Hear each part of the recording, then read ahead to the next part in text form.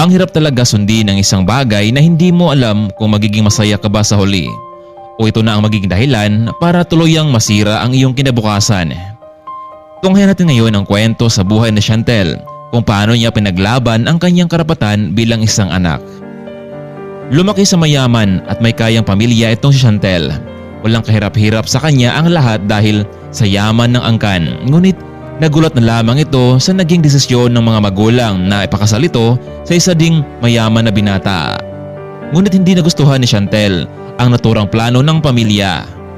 Bago tayo magpatuloy kaibigan, ay kung nagustuhan nyo ang ating kwento ay huwag kalimutang pindutin ang like button bilang suporta sa ating channel. Kaya naman nag-isip ng paraan ng dalaga upang hindi matuloy ang binabalak ng pamilya. Isang hapon noon, sinubukan ng dalaga na maghanap ng isang lalaking pwedeng magpanggap bilang nobyo nito. Kaya naman nagtungo ito sa isang lugar kung saan maraming mga pulubi na maaari niyang pwedeng pangtakip butas. Excuse me, sino dito ang gustong sumama sa akin ngayon? Bibigyan ko kayo ng $50. Dahil sa kanilang narinig, marami ang nagsitaasan ng kamay para sumama sa babae. Ngunit hindi gusto ni Chantel ang mga ito dahil maangas ang dating. Sa isang sulok, napansin niyang isang lalaki na tahimik lamang at kasalukuyang natatahi ng kanyang damit. Mukhang ito ang natitipuhan ni Chantel para ipakilala sa kanyang angkan. Ikaw, mister, ayaw mo ba ng pera? Mukhang sira-sira na ang damit mo. $50, panigurado akong makabili ka ng bagong damit. Pwede ba, miss? Hindi ako interesado sa gusto mo. Marami silang may gusto. Sila na lang ang piliin mo. Ah, talagang pa-choosy ka pa ha? Magkano ba gusto mo para pumayag ka lang? Gusto ko $100. Sige, deal. Yan lang palang katapat mo eh. Oh, ito na. Ang pera, $100 yan. Hindi ko kailangan ng pera mo. Kung maaari lang, ibigay mo yan sa mga kasamahan ko dito. Nako pare, maraming salamat sa biyaya mo ha. Nakakabili na ako ng damit nito at pagkain. Okay, tara na. Sasama na ako sa'yo. Tumayo agad ang pulubi at sumunod kay Chantel sa loob ng isang sasakyan. Miss Chantel, sino siya? Baka magalit ang mami mo. Isang basura na nakapasok sa sasakyan. Pwede ba Kuya Mike? Pagtuunan mo lang ng pansin ang pagmamanihom mo? Pasensya ka na, Miss Chantel. By the way, Kuya Mike, idaan mo muna kami sa salon ni Giselle. Gusto kong maging maayos at presentable ang lalaking ito. Habang nasa biyahe ang mga ito ay tahimik lamang itong si Brian. Hindi nga siya nagtanong kung ano ba ang kanilang gagawin. Nagpatuloy lamang ito sa pagtatahi ng kanyang damit. Mister, pwede bang itigil mo muna yung ginagawa mo? Lahat ng gusto ko ay gagawin mo dahil binayaran na kita ng $100. Ilang minuto lamang ang nakalipas ay nasa harapan na sila na ngayon ay isang sikat na salon. Chantel? Nakakagulat ka naman. Hindi ba galing ka na dito kahapon? Oo, Giselle. Gusto ko bihisan mo at ayusan mo ang lalaking ito. Friend, at saan mo naman siya napulot? Baka mamaya may malubha siyang sakit at mahawa pa tayo. Kaya nga Giselle, may mga staff ka naman dito hindi ba? Kaya paliguan mo siya. Suotan mo siya ng magandang damit. Ano bang balak mo sa kanya, friend? At isa pang pulubi ang napagtripan mo. Basta Giselle, sundin mo lang lahat ng inuutos ko sa'yo. Nagsimula ng pinaliguan nila ang pulubi. Ginupitan dahil mahaba ang buhok at balbas. Ilang minuto ang nakalipas, lumabas na ang totoong pagkatao ng lalaki. Matangkad, gwapo ang etsura at talagang may matindig na katawan. Napahanga itong si Chantel sa unang pagkakataon na makitang maayos ang panamit ni Brian. Wow! Hindi nga ako nagkamali. Friend, ang gwapo niya. Parang hindi siya totoong pulubin niya na. Akin na lang siya, Chantel. Ano ka ba, Giselle? Ano ka ba, Giselle? Siya nga ang pinili ko kahit mahal ang binayad ko sa kanya eh. Basta, Chantel, kapag ayaw mo na sa kanya, sabihin mo lang. Ako na ang bahala sa kanya. Gagawin ko siyang prinsipe ng buhay ko. Puro ka talaga kalukuhan, Giselle. Sige na, aalis na kami. Kuya Mike, pakihatid mo kami sa Wonjo Hotel. Naroon sina Mami at Daddy, naghihintay sa amin. Sige, Miss Chantel. Kuya Mike, pakihatid si Mr. Ano nga pangalan mo ulit? Brian. Oh, Kuya Mike, pakihatid mamaya sa itaas si Brian kapag naroon na ako sa loob. Sige Miss Chantel, ako nang bahala sa kanya. Nauna nang bumaba itong dalaga patungo sa 5th floor, nagmamadali itong maglakad. Brian, tinan mo nga naman oh. Napakaswerte mo naman sa dami-dami ng tao. Ikaw pa napili ni Miss Chantel para iharap sa kanyang mga magulang. Naku, baka magkakagulo doon. Ano ba meron doon, Mike? Bakit ako nakasuot ng formal na kasuotan? Hindi mo ba alam? Makipagkita ka sa mga magulang ni Miss Chantel at paniguradong magkakagulo doon dahil naroon sa loob ang lalaking gusto siyang pakasalan. Pero hindi naman niya gusto ang lalaking yun eh. Kaya pabutihan mo ang pupanggap ha, para naman malaki ang balato mo sa kanya. Para man hindi ka na bumalik sa pagiging pulubi mo sa lansangan. Mike, bakit mainit yata ang dugo mo sa mga pulubi? Pulubi ka ba dati? Ano? Umayos ka dyan ha? Mike, relax ka lang. Baka may blood ka niyan. Ikaw, mainit pa naman ang panahon ngayon. Ikaw kasi, ang dadaan mo dyan eh. Tumahimik ka na lamang dyan. Hintayin natin ang tawag ni Miss Chantel bago tayo umakyat sa taas. Iha, bakit ang tagal mo? Kanina ka pa namin hinihintay ng daddy mo. Saan ka ba galing? Mabuti na lang at wala pa si Mr. Roy. Oh, ito na pala siya. Roy, sakto lang ang pagdating mo. Narito na si Chantel. Tita, hindi na ako papaligoy-ligoy pa. Gusto ko na siyang pakasalan. Marami ng pera at panahon ang nasayang. Roy, kaya nga, narito kami para pag-usapan na natin ang kasal. Alam naman namin na ikaw ang dahilan kung bakit bumangon ang kumpanya namin. Mabuti naman kung alam niyo, tita. Gusto ko sa susunod ng mga araw, maayos ng mga papeles para naman makasal na kami ni Chantel. Iha, narinig mo naman ang sinabi ng soon-to-be husband mo. Ma'am, Dad, talaga bang gagawin niyo ito sa akin? Talaga bang ipagpilitan niyo ako sa isang tao na hindi ko naman mahal? Teka lang Chantel, huwag mong sabihin na atras ka sa kasunduan namin ng pamilya mo. Hindi to maaari. Akin ka lang Chantel. No, Roy, nagkakamali ka. Ang totoo, nakikita mo ba ang lalaking papunta rito? Siyang fiancé ko at mahal ko. Nabigay ko na sa kanya ang pagkababae ko. Kaya hindi na ako karapat-dapat sa pagmamahal mo, Roy. Ano? Hindi to maaari. Yan ang totoo, Roy. Siya si Brian, ang totoong minahal ko. Chantel, anong gulo itong pinapasukan mo? Kukunin muli ni Mr. Roy ang lahat ng perang ina-invest niya sa kumpanya. Nasasiraan ka na ba ng ulo? Ano bang trabaho ng lalaking yan? Siguraduhin mo lang na makakatulong siya sa kumpanya natin. Mr. and Mrs. Mondragon, paano to ngayon? Babawiin ko na lahat ng perang pinahiram ko sa inyo or else kukunin ko ang kumpanya. Mr. Roy, bigyan niyo kami ng ilang linggo. Babalik namin ang pera mo.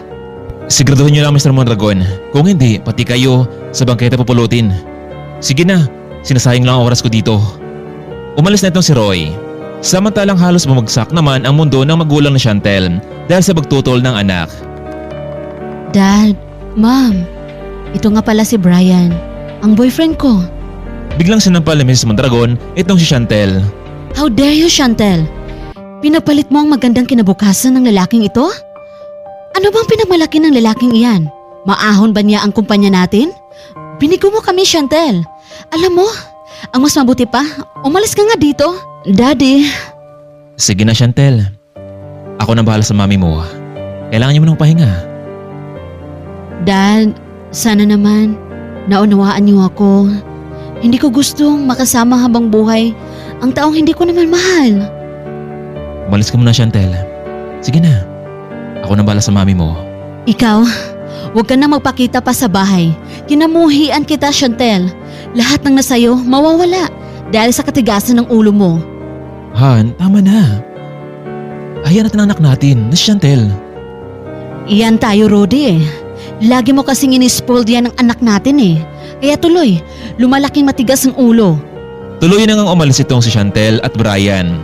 Naglakad na lamang sila palabas ng Monjo Hotel. Hindi na pinagamit ng ina ang sasakyan bilang parusa sa kanyang anak. I'm sorry miss kung dahil sa akin nawala sa iyo ang lahat. Brian, hindi mo ito kasalanan. Ako ang may plano nito para hindi matuloy ang kasal namin. Yun nga lang, hindi ko alam kung saan ako patungo ngayon. Pinalayas niya ako eh. Grabe naman yung mami mo, ano? Oo, ganun siya kapag reputasyon ng kumpanya ang nakasalalay. Sumama ka lang sa akin, miss. Kesa naman pakalat-kalat ka sa daan. Magiging ligtas pa ang buhay mo kasama ako. Talaga lang ha? Baka naman maging dilobyo ang buhay ko. Hindi, biro lang. Yung totoo, Mr. Brian.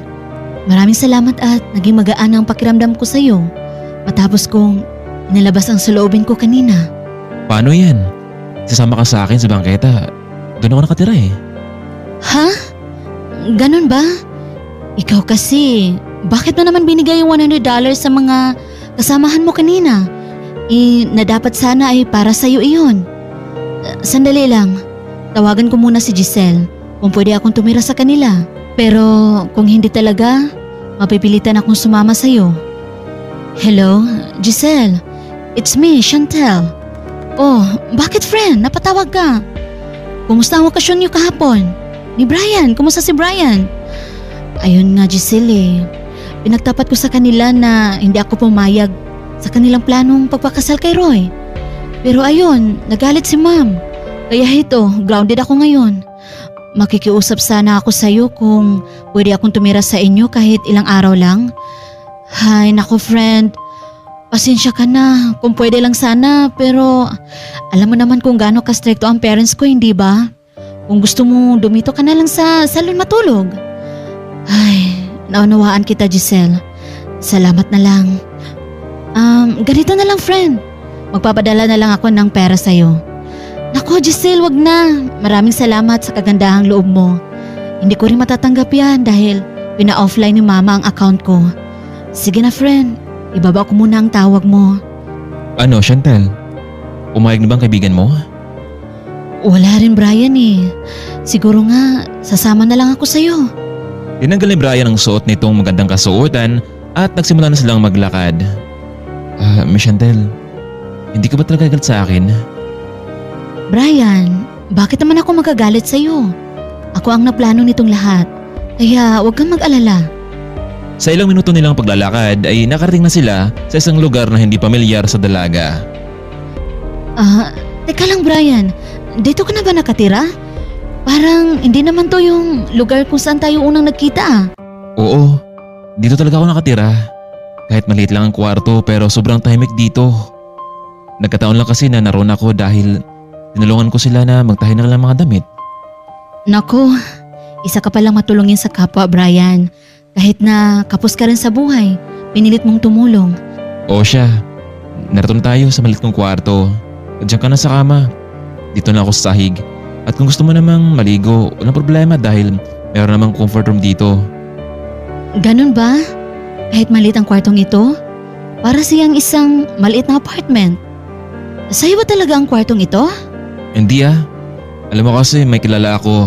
Ang sabi niya pwede ko daw itong gamitin habang hindi pa niya ito kailangan. Paano yung kuryente mo? Sino ang nagbabayad? Ako ang nababayad doon. Minsan kasi kapag merong nagpapatahi sa akin, binibigyan ako ng pera, pambayad sa kuryente at pagkain ko. Talaga Brian?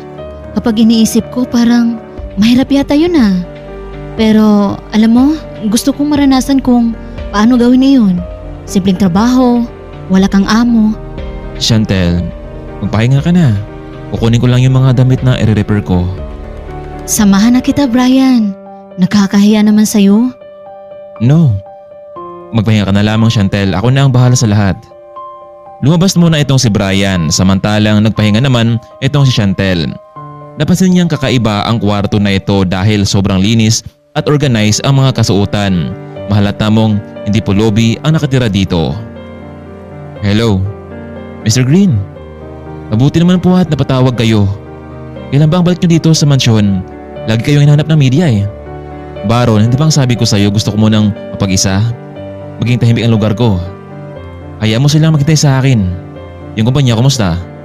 Ayun Mr. Green, gaya ng sabi mo, nabili na natin yung Wonjo Hotel. Mabuti naman kung ganun. Alam mo, dating gawi. Walang nakalam na eh. Mabuti naman kung ganun. Baron, alam mo, dating gawi ito ha. Walang ibang makalam dito. Siya nga pala, bumili ka ng mga damit ng babae kahit ilan. meron lang akong regaluhan. Sige Mr. Green, masunod po.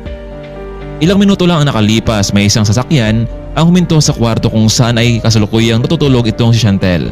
Ngunit dahil sa nabulabog ito, kaya naman ay nagising na lamang. Kuya, para kanino ang mga pagkain at damit na ito? Baka naliligaw lang po kayo. Dito ba nakatira si Brian? Oo, dito nga pero wala siya ngayon dito. Pakisabi na lang ma'am na pinadala namin dito galing sa kanyang kaibigan. Kung ayos lamang sa'yo, pwede bang pirmahan nyo ito para matanggap nyo na? Sige kuya, akin na ang papel. Ma'am, boyfriend mo ba kayo ni Sir Brian? No, kaibigan niya lang ako. Ang totoo, tinulungan niya ako. At pansamantalang nakatira ako dito. Ganun ba ma'am? Akala ko kasi girlfriend kayo ni Mr. Brian. Ang ganda nyo kasi. Paano ma'am? Alis na po kami. Nakita ni Chantel ang mga box na nakalagay ang mga pangalan to Brian and Chantel. Binuksan ng dalaga ang box na para sa kanya. Laking gulat nito dahil puro mga damit at pampabaganda ang nasa loob nito, samantalang ang iba naman ay puno ng mga pagkain. Dito na natataka itong si Chantel kung bakit napakarami mga damit ang ibinigay ng kaibigan ni Brian sa kanya. Isang oras ang nakalipas, may kumatok sa pinto. Brian, mabuti naman at nakauwi ka na. Alam mo bang maraming deliveries ang dumating kanina at naka-address sa ating dalawa? Paano nangyari yun? Yung kaibigan ko kasi, Chantel, yung may-ari ng bahay na ito, nagpadala siya ng mga pagkain. Sinabi ko ng totoo na meron akong kaibigan babae dito na kasama sa bahay. Nagulat nga siya dahil baka daw girlfriend kita. Ang sabi ko naman, hindi kita girlfriend. Magkakagusto ka kaya sa isang pulubi? Nakatawa diba? Nakita mo bang pinadala sa'yo? Oo, mga damit at personal na mga gamit. Pakisabi na lang sa kanya na maraming salamat pala. Sige na, kumain na tayo. Alam mo, may dala pala akong mga pagkain dito. Masarap na pagkain at kanin. Binayaran kasi ako kanina ng mga taong napagawa sa akin ng mga damit. 400 din yun. Binili ko na lamang ng masarap na pagkain. Nako, sige Brian, maghanda lang ako ng mga plato at kutsara. Sa hapon ding iyon, matapos lang kumain, Brian, ganito lang ba tumatakbo ang buhay mo? Bakit hindi mo subukang magtrabaho? Alam mo, kung mag-a-apply ka sa kumpanya namin, tatanggapin kita. Kasi napakabuti mong tao. oo, naisip ko na rin yun, Chantel, pero Pero ano Brian? Alam mo, huwag kang masyadong umasa sa tulong ng iba kasi may hangganan din ang pagtulong nila. Siya nga pala Brian, bukas maghanap ako ng trabaho. Gusto kong ipakita sa mami ko na kaya kong mabuhay mag-isa at saka mababayaran namin ang pagkakautang doon kay Roy. Gagawin ko ang lahat para sa kanila. seryoso ka ba Chantel? Na gusto mo magtrabaho? Sa pagkakaalam ko, merong job hiring doon sa isang malaking kumpanya. Doon sa Wonjo Hotel. Ganun ba? Naku, mabuti naman kung ganun. Bukas sasamahan kita doon, Chantel. Maraming salamat Brian. Alam mo, sobrang laki talaga ang pagkakautang ko sa'yo. Paano nga ba kita masusuklian? Ang mahalaga, Chantel, makapasok ka ng trabaho at makatulong ka sa mami at daddy mo. Sana lang matanggap ako agad. Nako, Chantel, kung ako lang ang boss mo, hard ka na agad. Nako, kung ikaw magiging boss ko, baka ma-inlove ako sa'yo. Hindi, joke lang. Sige na nga, Chantel, matulog na tayo. Baka nga magkagusto pa ako sa'yo. Bakit Brian? Masama bang magkagusto sa akin at magkagusto sa'yo? Hindi naman sa ganun, pero alam mo naman, isang katulad ko, magkakagusto ka? Bakit hindi? Kung isang mabait, gwapo at matulungin sa kapwa. Sige na nga, matulog na tayo. Di nga Brian, seryoso? Nagkaroon ka na ba ng girlfriend noon? Ako? Oo. Nasubukan ko naman, pero hindi ko nila lahat. Pero kapag ang isang tao mababang uri ng lipunan, inapakan na lang. Yung girlfriend ko dati sabay kaming nagsumikap, nangarap. Pero noong bigla siyang yumaman, kinalimutan niya ako. Pinagpalit niya ako sa iba. Chantel, ikaw, si Roy ba yung unang nanligaw sa'yo? Hoy, Chantel, tulog ka na ba? Naku, nilogo na nga ako. Kinabukasan maaga nagising itong si Chantel para mag-apply ng trabaho. Ang aga pa naman, babe para mag-apply. Ano, Brian? Ang ibig sabihin, aga pa, mamaya na lang. Alam mo, Brian, gusto ko kasing ako ang unang aplikante para malaman ko na agad ang resulta. Huwag kang magkalala doon. Matatanggap ka doon, akong bahala sa'yo. Kilala ko naman ang gwardiya doon eh. Doon ko iabot yung resume mo, panigurado ako matanggap ka. Sana nga, Brian, sana nga. Hello, Baron. Makinig ka. Mag-apply sa Bonjo Hotel ang kaibigan kong si Chantel. Tanggapin mo siya bilang manager. Sige po, Mr. Green. Ako na pong bahala sa kanya. Samantalang nakarating na nga ang dalawa sa Bonjo Hotel. Kinausap at nilapitan ni Brian ang gwardya. Jeep, naran ba si Mr. Baron sa itaas? Oo naman, Brian. Bakit? Meron ba siyang pinapagawa sa'yo? Wala naman. Ito kasing kaibigan ko. Mag-apply ng trabaho. Ikaw na bahala sa kanya ha. Nako, kung hindi ka lang malakas kay Mr. Baron, hindi ko to gagawin. Pumasok na itong si Chantel at inhatid ng gwardya. Mr. Baron, meron pong gusto mag-apply dito. Sa katunayan nga'y nasa labas siya ng opisina mo. Ganun ba, guard? Sige, papasukin mo na.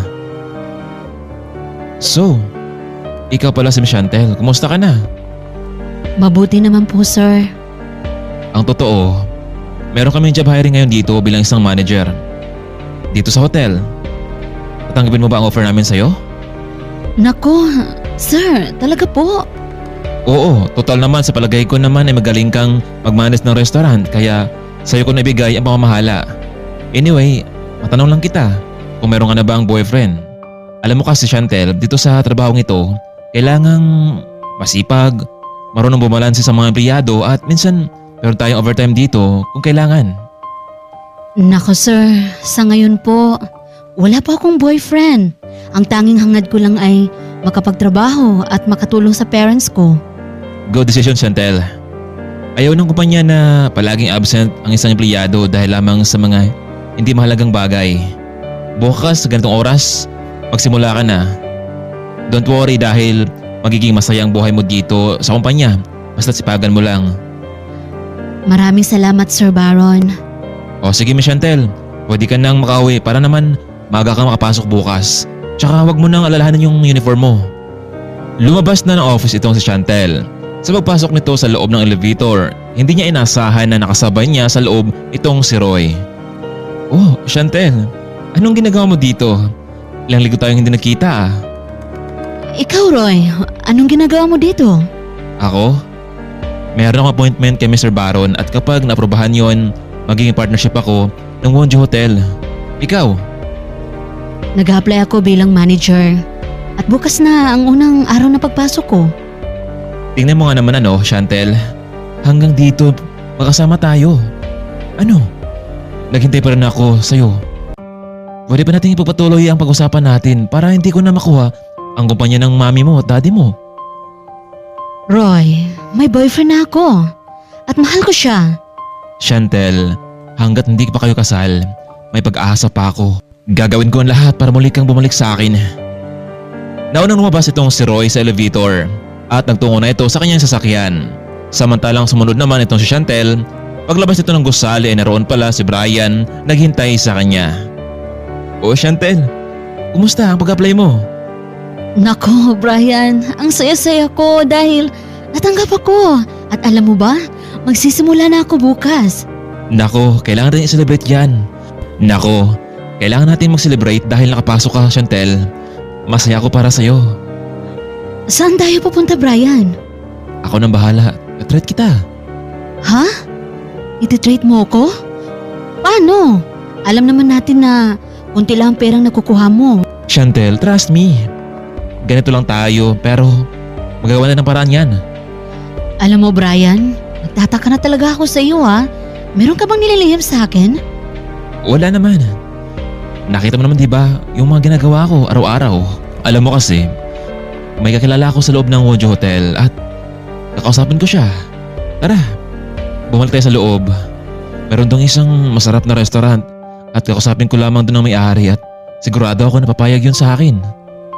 Sino? Si Mr. Baron? Oo. Magkakilala kami noon. Kaya nakasigurado akong papayag siya sa gusto ko. Pagpasok sa loob ay nakasalubong nila itong si Mr. Baron. O Chantel, akala ko nakauwi ka na. Brian, anong ginagawa mo dito? Mr. Baron, ito nga pala si Miss Chantel, kaibigan ko. Maraming salamat ha dahil tinanggap mo siya sa trabaho. Brian, ano naman ang gusto mo?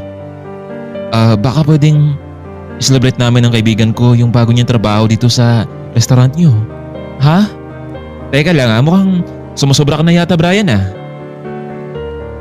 Naku sir, huwag niyo pong intindihin itong si Brian. Nagbibiro lang po siya. Tara na Brian, ano ka ba? Baka mamaya yan magbago pa ang desisyon ni Mr. Baron sa akin. Chantel, ayos lang. Ito kasing si Brian, matagal ko nang kilala to. At malaki na rin ang utang na loob ko sa kanya. O sige na, walang problema sa akin yun. Pumunta na kayo sa restaurant at tatawagan ko na ang waiter doon. Maraming salamat Mr. Baron ha. Brian, sa sunod, ano pa kayang gusto mong hilingin? Wala na akong gustong hilingin pa Mr. Baron. Sa sunod na pagkakataon, yung kamay ni Chantel ang gusto ko. O sige na, pumunta na kayo doon. Enjoy your celebration. Ikaw Brian ha, paano mo nagawa iyon at napapayag mo si Mr. Baron? Sabi ko naman sa'yo, di ba Chantel? Magagawa ko yun. Alam ko naman na hindi nila ako nakalimutan sa pagtanaw ng utang na loob sa akin. Maraming salamat Brian ha, sa ginawa mong effort. At saka Brian ha, nasa mamahalin pa talagang restaurant tayo kumain? Alam mo kasi Chantel, gusto kong maging masaya ka. Sa kabila ng malaking dagok sa buhay mo. Ewan ko Brian, pero kanina, alam mo, nakasalubong ko si Mr. Roy dito. Gusto niyang makipag-partnership sa Wonjo Hotel. Kaya nakipag-meeting siya kay Boss Baron. Hindi ko alam kung na-approve ang kanilang partnership. Brian, natatakot ako kapag narito siya. Baka hindi ako makapag-concentrate sa trabaho ko. Hanggang ngayon, nasa kanya pa ang kumpanya namin. Hindi ko alam kung kailan ko yung matutubos mula sa kanya. Ano? Nandito si Roy? Kanina? Oo, niyaya niya ako makipagbalikan sa kanya para daw maibalik sa parents ko ang kumpanya namin. Sige Chantel, gagawa ko ng paraan para hindi matuloy ang partnership nila sa Wonjo. Ha? Nagpapatawa ka ba, Brian? Mapera sila. Bakit? Sino ka ba sa tingin mo? Boss? Mapapahiya ka lang, Brian. Sige na, umuwi na lang tayo. Maaga pa ang pasok ko bukas. Pagdating nila sa bahay ay laking gulat ng dalawa dahil mayroong isang malaking kahon ang nasa tapat ng pintuan na para kay Chantel. Kaya naman binuksan nila ito. Laking gulat nila dahil puro mga damit ang nasa loob nito. Sino kayang nagpapadala nito? Si Mr. Baron kaya o si Mr. Roy? Hoy Chantel, ako ang bumili yan para sa'yo. Pagbibiro pa ni Brian sa kanya. Sige na nga, ipapasok na sa loob itong mga damit na to. Naguluhan itong si Dalaga kung sino ba talaga ang lihim na napadala ito sa kanya. Hindi naman pwedeng si Brian, alam niya kasing hindi ito mabili ng kaibigan. Akma na sanang matutulog itong si Chantel, ngunit napansin itong nakatulala at malalim na iniisip itong si Brian. Hoy, Brian, ano yan? Mukhang may malaki kang problema ha. Sabihin mo sa akin baka makatulong ako sa'yo. Wala. Naalala ko lang yung babaeng minahal ko noon. Siguro kung nagkatuluyan kami noon, ako na sana ang pinakamasayang lalaki ngayon. Kaya nga Brian, bago ka sumabak sa ganyang relasyon, piliin mo yung babaeng hindi ka iiwan. Paano kung ikaw na lang kaya Chantel? Ang ligawan ko, papayag ka ba? Ako? Seryoso ka ba Brian? Brian, pag-isipan ko muna.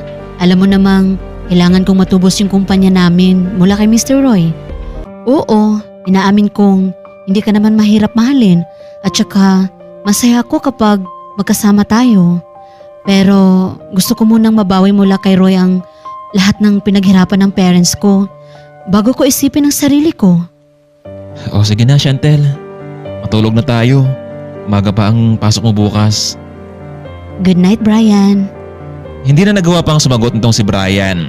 Nakatulog na rin ito dahil sa pagod. Good morning, Brian. Wake up na. Nakahanda na palang almusal natin. Ay, umaga na pala.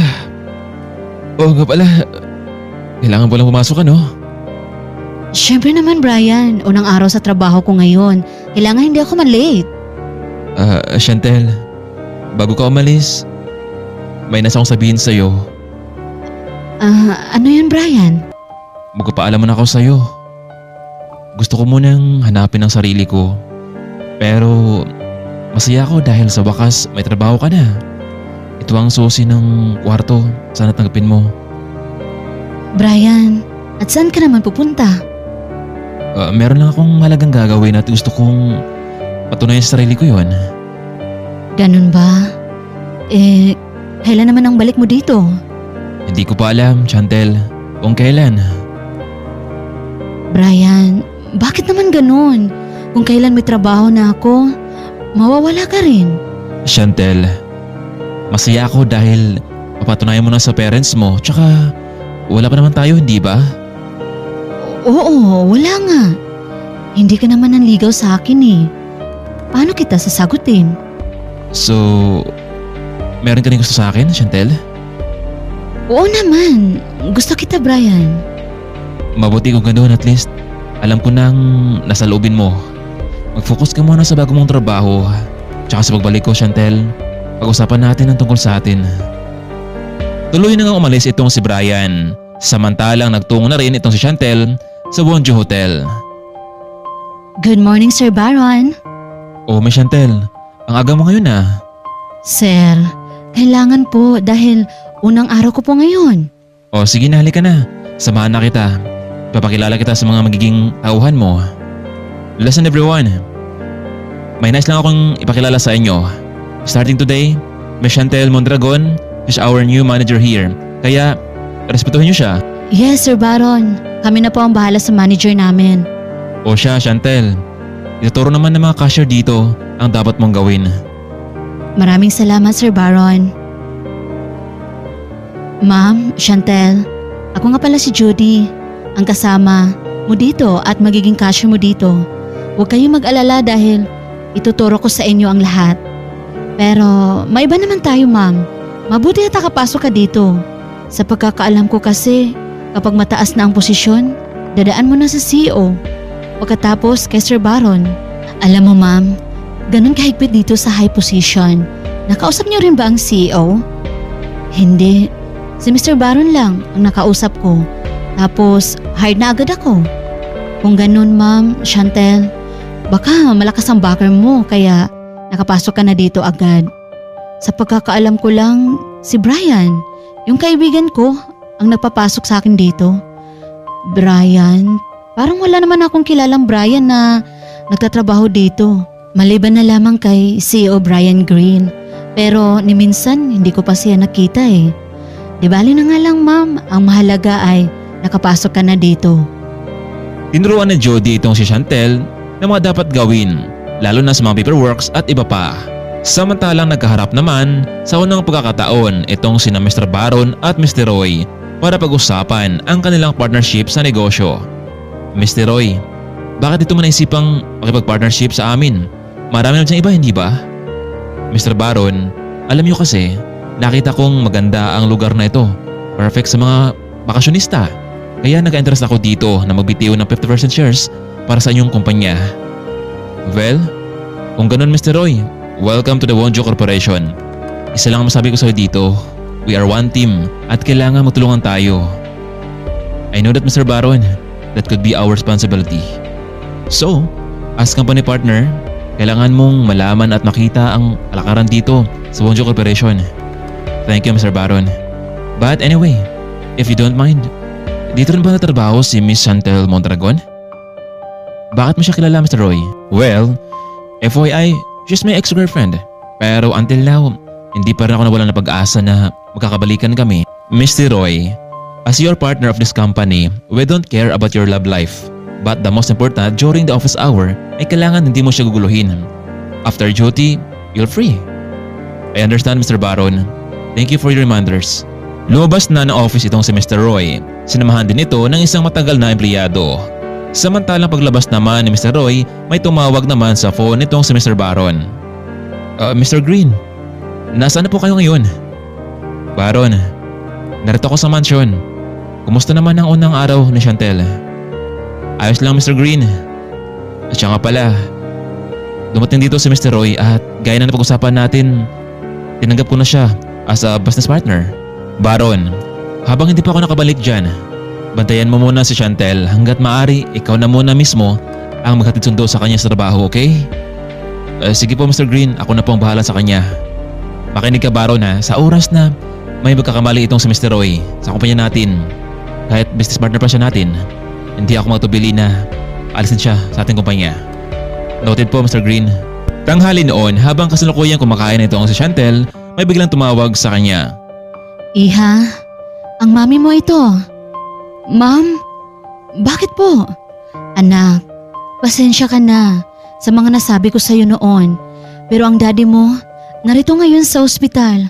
Ano po? Paano? Anak, namasukan kasi ito ng trabaho ang daddy mo. Sinabi ko naman sa kanya na huwag na dahil maedad na siya pero matigas talaga ang ulo ng daddy mo eh. Chantel, kailangan namin ng 200,000 para sa gamutan ng daddy mo. Pero wala akong mapagkunan anak. Alam mo namang nasa kamay ni Mr. Roy ang kumpanya natin, di ba? Sana matulungan mo kami anak. Sige ma'am, hahanap po ako ng paraan. Hindi na tinapos pa na Chantel ang kanyang pagkain. Akma na sana itong tumayo pero nasa kanyang harapan ngayon itong si Mr. Roy. Chantel, talagang sa lahat ng pagkakataon pinagtagpo tayo. Mukhang hindi yata maganda ang mood mo ngayon Sabi mo sa akin, baka makatulong ako. Wala, si daddy kasi isinugod sa ospital ni mami. Ano? Oo, at kailangan namin ngayon ng 200,000. Chantel, huwag kang mag-alala, nandito naman ako Tutulungan kita, pero ang kapalit nito ay magpakasal ka sa akin. Isa pa, hindi mo na kailangan trabaho pa. Ako nang bahala sa lahat. In-expect naman itong si Chantel na ganito ang mangyayari kapag lumapit ito kay Roy. Roy, pag-iisipan ko muna. Chantel, kailangan sa mas madaling panahon, kailan pa? Kung huli ng lahat? Kahit ngayon na mismo, ibibigay ko sa lahat ng pera ko. Roy, tatawagan kita kapag nakapag-desisyon na ako. Okay, pero ganito na lang. Mamaya pag-out mo sa trabaho, pwede bang ihatid kita sa inyo? Naku, wag na Roy. Baka nakaabala lang ako sa'yo Kaya ko namang umuwi mag-isa. Sige, ikaw ang bahala. Matapos ng buong maghapong pagtatrabaho ni Chantel ay kinuha nito ang kanyang gamit para umuwi na. Pagbaba niya ng first floor ay may isang sasakyan ang nasa kanyang harapan ngayon. Miss Chantel, Oh, Sir Baron. kumusta ang unang trabaho mo? Sir, magaling kasi si Jody na nagturo sa akin. Pauwi ka na ba? Oo sir. O siya, sumakay ka na at ihatid na kita. Naku Sir Baron, wag na po. Nakakaya naman sa inyo. Chantel, remember, kakilala ko si Brian. Gusto kong makauwi ka ng ligtas sa inyong lugar. At saka kapag malaman niya to, paniguradong matutuwa siya dito kapag hinatid kita sa inyo. Wala na si Brian Ang sabi niya, may kailangan lang siyang asikasuhin. Kaya ako na lang mag-isa sa bahay. Ganun ba? Basta halag ka mag-ingat doon. Palabas naman noon itong si Roy mula sa parking area. Nakita niyang pumasok itong si Chantel sa isang kotse. Napagtanto niyang iyon ang sasakyan ni Mr. Baron. Ano? Akala ko ba meron siyang boyfriend? Si Brian sa buhay niya pero bakit? Nakipaglandian pa siya sa ibang lalaki at kay Mr. Baron pa? Hindi ako payag dito. Kailangan gumawa ko ng paraan. Ang aksyon para mapasa akin siya. Kailangan ko silang sundahan para malaman ko kung saan nakatira. Magiging akin ka ulit Chantel. Hindi ko hayaan na mapunta ka sa ibang lalaki. Chantel, ayos ka lang ba? May problema ka ba? Nahirapan ka ba sa trabaho mo? Hindi naman po Sir Baron. Ang totoo, nag-enjoy nga ako sa trabaho Kaya lang, ano? tumawag kasi si Mami sa akin. Ang sabi po, nagkasakit ang daddy ko. Kailangan ko ng 200,000 para sa kanyang gamutan. Pero saan naman ako kukuha ng ganong kalaking halaga? Isa pa, bago lang din naman ako sa trabaho. Ano? May sakit ang daddy mo? Pwede naman tayong umiram ng pera kay Mr. Green. Mabait at matulungin siyang boss natin. Gusto mo siyang kausapin? Pero sir, nakakahiya naman po sa CEO. Subukan mo lang. Kapag pumayag siya, ibibigay ko na sa'yo yung pera. Hello, Mr. Green.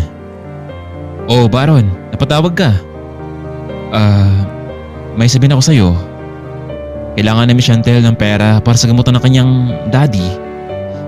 Babayaran ba natin siya ngayon? Sige, Baron, pero gusto mo siyang kausapin. Hello, Miss Chantel? Mr. Green, magandang hapon po sa inyo. Miss Chantel, kunin mo kay Baron ng pera, okay? Bago pa matapos ang kanilang pag-uusap, mukhang pamilyar ni Chantel ang boses na iyon. Hindi lang niya malala kung saan. Maraming salamat Mr. Green. Hayaan nyo, babayaran ko naman po ito paunti-unti. Huwag mo nang isipin yun, Chantel. Ang malaga ay magamot ang daddy mo. Siya nga pala, nagkaayos na ba kayo ng mami mo? Po, ano pong ibig niyong sabihin? Paano niyo po nalaman Mr. Green na may tampuhan kami sa pamilya namin? Sige na, Chantel. Alam na Mr. Baron. Kunin mo na sa kanya ang pera para naman sa gamutan ng iyong ama. Wait lang, Mr. Green. Binaba ng lalaki ang phone. Ano, Chantel? Nakausap mo na ba si boss? Oo, Sir Baron, pero parang kilala ko ang kanyang boses. Nako, ano ka ba? Guni-guni mo lamang yon. Sige na, ibibigay ko na sa iyo ang pera para naman paggamot mo na ang daddy mo. Dito na pumasok sa isipan ni Chantel na kahawig ito ng boses ni Brian, ang lalaking kasama nito sa isang bahay. Pero bigla siyang iniwan dahil may mahalaga daw itong gagawin. Naisip din ni Chantel ang mga ginagawa noon ni Brian sa kanya, katulad na lamang noong may mga damit at pagkain sa kanilang pintuan noon. Isa pa, noong panahon na binigyan niya ito ng $100 pero hindi niya ito tinanggap, sa halip ay pinamigay lamang ito sa kapwa pulubi. Naguluhan itong si Chantel kung ano ba talaga ang totoo. Oh, ito na nga pala ang cheque, Chantel. Ikaw na bahalang magpapalit nito ha. Kapag mayroon ka pang kailangan, tawagan mo lang ako sa office. Maraming salamat talaga, Sir Baron. O ano, alis na ako ha? Teka lang, ihatid na kita sa ospital. Sir Baron, gusto ko lang malaman, ito bang paghatid sundo mo sa akin, kagustuhan ba ito ni Brian? Kung ganun, sino ba talaga si Brian na kaibigan ko? Chantel, isa lamang siyang kaibigan ko. Hinatid nga nitong si Mr. Baron ang dalaga sa ospital at pagkatapos ay bumalik na rin ito sa office. Ngunit hindi nila alam na nakasunod pala sa kanila itong si Mr. Roy sa ospital. Confirm nga. Totoo nga palang may relasyon ng dalawang to ah. Ikaw talaga Mr. Baron. Sinusubukan mo talaga ang pasensya ko.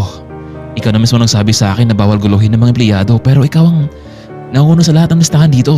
Sa pag-alis nitong si Mr. Baron, sinundan naman ng lalaki itong si Chantel papasok sa kwarto kung saan ang kanilang pamilya ay naroon. Mami, kumusta na si Dad? Iyon iha, nakatulog na. Pero ang sabi ng doktor, kailangan niya maoperahan sa mas madaling panahon. Mabuti naman anak at nandito ka na. Ang ibig sabihin ba nito, meron ka ng dalang pera para pambayad sa hospital bill ng daddy mo? Maya-maya pa bumukas ang pinto at pumasok itong si Roy, kaya naman nagulat itong si Chantel at ang mami nito. Roy, bakit naparito ka? Oo tita, ibibigay ko kay Chantel ang pera para sa gamutan ni Tito. Talaga Roy? Kahit na hindi pa man namin nabayaran ang lahat ng utang namin sa'yo, gagawin mo iyon para sa amin? Yes tita, napag-usapan namin ni Chantel na matutuloy na rin yung kasal namin. Bibigyan ko kayo ng 300,000 plus ibabalik ko sa inyo yung kumpanya. Anak, narinig mo bang sinasabi ni Roy? Walang ibang pangarap ang daddy mo noon na muling makuha ang kumpanya natin. Pero kahit anong pilit namin sa'yo, ikaw pa rin ang magdesisyon anak sa buhay mo. Okay ma'am, marahil tama nga kayo eh. Kung pumayag lamang sana ako noon, hindi ito mangyayari kay daddy. So, pumapayag ka na Chantel na magpakasal sa akin? Oo Roy, alang-alang sa pamilya ko, marahil matutunan din kitang mahalin. Sa wakas, umayag na rin ni Chantel. Wala kang magagawa nito Baron, magiging asawa ko ng babae na gustuhan mo. At kapag nangyari yun, Hindi mo na siya makikita pa dahil sa kundo ko lamang siya panatilihin bilang isang prinsesa. Niyakap ng ina ang kanyang anak bilang pasalamat dahil pumayag ito sa kagustuhan ng magulang. Ilang araw ay nanatili sa ospital itong si Chantel habang binabantayan ng ama matapos ng operasyon at kailangan mo na itong makapagpahinga. Mabuti na lamang at naagapan ang sakit ni Rody Mondragon dahil na rin sa tulong ni Roy. Chantel, gusto ko sa sunod na linggo ng kasal natin. Ayaw ko nang patagalin pa ito. Imbitahan mo na ang lahat ng empleyado sa Wonjo Hotel. Gusto kong maging bonggang kasal natin. Napayo ko na lamang itong si Chantel. Hindi malaman kung sang-ayon o tutol sa plano ng lalaki. Matapos ng ilang araw na pamalagi sa ospital ay nakauwi na rin ang pamilya. Anak, Chantel, salamat sa tulong mo. Alam ko namang labag ito sa kalooban mo eh. Dad, kailangan ko tong gawin. Para sa inyo, ni Mami. Ilang araw itong si Chantel na hindi makapasok sa office. Kumusta ng daddy mo, Chantel? Maayos na ba ang kanyang lagayan? Oo, Sir Baron. Pero yung perang pinahiram niyo sa akin ay isasauli ko na dahil hindi ko ito nagamit eh. Bakit? Akala ko ba kailangan mo ng pera? Si Mr. Roy, siya ang taong nagpahiram ng pera sa amin at binalik niya rin ang kumpanya namin. Anong kapalit, Chantel? Yun nga, Sir Baron eh. Papakasalan ko si Roy para wala ng gulo pa. Wala nang iisipin pang iba. Ano? Kailangan itong malaman ni Mr. Green. Bakit may mabalik sa kanya ang pera? Kaya Chantel, sa boss natin. Alam kong nakakahiya, Mr. Baron, pero hindi ko naman nagamit ang pera.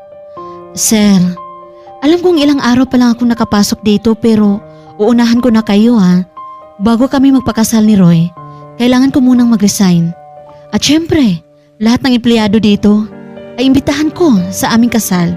Teka lang, Chantel. Tatawagan ko lang si Mr. Green. Gusto ko malaman ang kanyang panig. Hello, Mr. Green. Oh, Baron, napatawag ka. Kumusta ang lahat dyan? Ayos lang naman, Mr. Green, pero maliban lamang kay Chantel. Bakit? Ano nangyari sa kanya? Wala lang, Mr. Green. Mukhang mag-resign na po yung bago nating manager.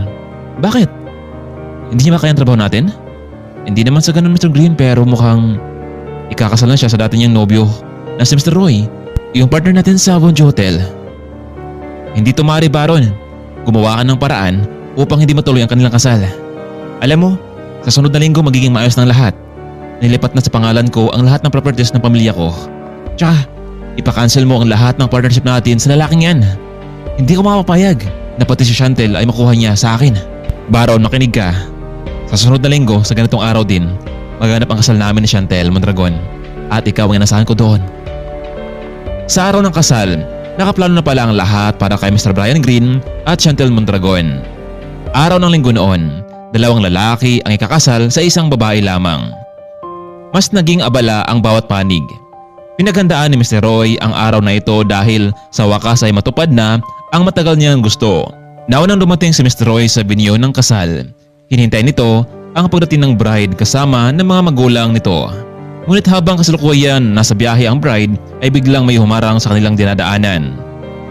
Kuya Mike, sino sila? Bakit nila hinarangan ang daan? Naku ma'am, mukhang ang boss niyo si Mr. Baron ang nasa harapan natin ngayon. Ano? Bakit? Ano bang ginagawa niya? Miss Chantel, Sir Baron, ano to? makinig ka. Gusto ko makita ng Mr. Green. Ano? Pero, Mr. Baron, pwede naman siguro after my wedding na lang. Hindi pwede. Ngayon mismo, sasamahan ka namin sa kanya. Walang nagawa itong si Chantel kundi sumunod na lamang sa utos ng boss. Samantalang ilang minuto nang naghintay sa binyo itong si Roy ngunit hanggang ngayon wala pang Chantel ang dumating. Sir, bakit pa kasi ngayon pa niya gustong makausap? Ikasal ko ngayon eh. Ewan ko Chantel pero gusto ko makausap ng kaibigan mong si Brian. Ano? Si Brian? Akala ko ba si Mr. Green ang gustong kakausap sa akin? Ilang minuto ang nakalipas ay dumating na sila sa binyo. Napakaganda ng lugar, mukhang pinaghandaan ang pangyayari. Miss Chantel, naghintay na sa inyo ang kaibigan niyo sa harapan ng altar. Mula sa entrance ng simbahan ay nakita ni Chantel na mukhang si Brian na kaibigan nito ang naroroon. Nakasuot ito ng isang barong Tagalog at hinintay ang pagdating ng dalaga. Kumusta ka na, Chantel? Kumusta ang malit na bahay na ibinilin ko sa'yo? Brian? Mr. Green? Iisa lang kayo? Oo, ako si Brian. Ang lalaking pulubi na binili mo noon ng $100. Brian, bakit ka napanggap na pulubi, Brian? Kung ikaw pala ang CEO ng Wonjo Corporation. Mahirap ibliwanag, Chantel, pero I realize na gusto talaga kita. Ako man si Brian na kaibigan mo o si Mr. Green, wala ba kakaiba? Hindi ba ang sabi mo sa akin noon na mahal mo rin ako? Kaya ngayon, sabi mo sa akin kung mahal mo talaga ako, Chantel. Si Mr. Roy ang naging dahilan kung bakit nagdusa ang daddy mo, hindi ba? Tsaka, tinanggal ko na siya sa Wonjo Corporation. Yung kumpanya ng parents mo. Kinuha ko ulit at ibabalik ko sa inyo yon. Sorry kung naglima ko sa iyo nito. Totoong pagkatao.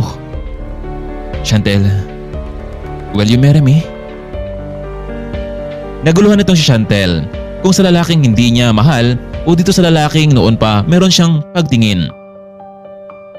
Anak, hayaan mo na si Roy. Piliin mo ang lalaking totoong nagmamahal sa'yo. Yes, Brian, aaminin ko na. Mahal kita. Alam mo, naghihintay lang naman ako noon na ligawan mo ako eh. Pasensya ka na, Chantel. Na kailangan kong magpanggap na bilang isang pulubi dahil gusto kong tahimik mula sa media. Pero, paano naman si Roy? Pinaasa ko rin siya. Huwag kang magalala. Huwag ka nang magalala. May tauhan na akong pinapunta sa kanyang venue. Nasa kanya lamang ang desisyon kung kailangan pa niya ng manatili sa kumpanya o lahat ng meron sa kanya ay bibilhin ko. Wala na nagawa pa itong si Roy. Mabigat man para sa kanya na tanggapin ang lahat dahil siya pala ang kinikilala at sikat na negosyante sa buong bansa. Kaysa naman mawala ang lahat ng kanyang pinaghirapan sa negosyo, mas pili na lamang nitong tumahimik at kahit na masaktan pa siya. Sa araw na iyon, natuloy nga ang kasalang Brian Green at Chantel Mondragon. Wala namang pagtutol ang pamilya ng dalaga dahil alam nilang magiging maganda ang buhay ng kanilang anak. Hanggang dito na lamang po muna, kaibigan. Labis pa ako nagpapasalamat sa inyo dahil sa walang sawang pagsuporta ninyo sa ating munting channel. Lagi po tayong mag-iingat, sama tayong sulok ng mundo. Maraming salamat at paalam.